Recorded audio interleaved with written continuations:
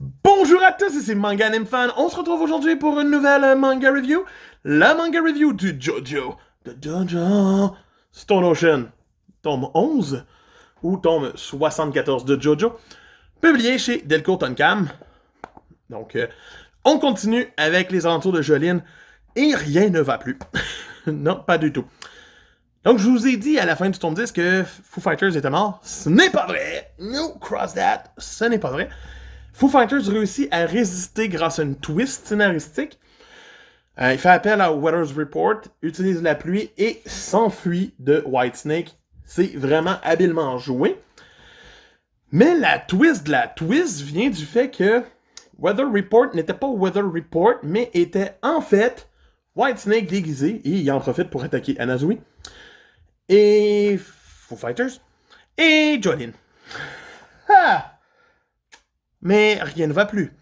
Donc, on se ramasse ici avec un combat à la mort, d'une certaine façon, entre Jolyne et le père Pucci, qui va utiliser la technique du je veux le bébé. Throw the disc! Il va lancer le disque de son père à elle dans le crâne d'Anazui qui se meurt.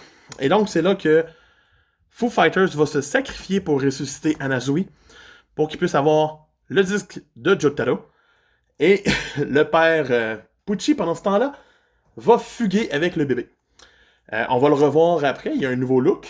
C'est vraiment stylé. J'ai hâte de voir, il est devenu puissant à quel point. En s'apparentant un petit peu à Dio. Parce que maintenant, il est rendu aussi avec une étoile. Donc, il y a le motif distinctif des Joestar.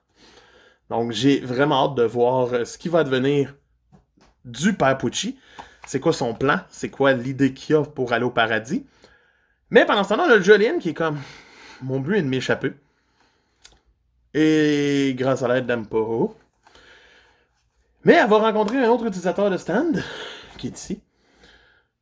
Et cet utilisateur de stand-là a un stand vraiment fucké, qui fait en sorte que tu te souviens des 3 dernières informations que tu as appris. Rendu à la 4e, t'oublies la première. Fait que t'es comme... J'ai lu un livre.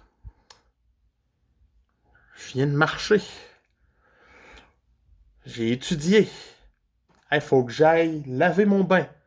Mais tu te souviens plus que t'as lu. Tu sais, c'est ça l'affaire. C'est intense. Et j'aime vraiment ça comme pouvoir. J'aime la façon que c'est fait et la façon que Jolyne va écrire sur son corps les informations qu'elle retient, les informations importantes qu'il faut qu'elle se rappelle. Éventuellement, elle va même utiliser son stand pour réussir à s'en rappeler. J'ai hâte de voir comment elle va finir par déjouer ce stand-là. Parce que Emporio aussi est en mauvaise posture à cause de ce stand. Et ça brasse beaucoup. Ce sera pas évident de s'enfuir de la prison. Donc, pour moi, présentement, ce tome-là était solide en tabarouette. Était clairement la moitié de saison-ish. Je sais que ça finit à 17, mais le méchant vient enfin d'obtenir ce qu'il voulait. Il reste à nos héros à réussir à le rattraper pour mettre fin à ses plans. Donc, pour moi, c'est un solide 8.5 sur 10. Et j'ai déjà hâte de lire le prochain. C'est Manga Anime Fan qui vous dit à demain. Bye!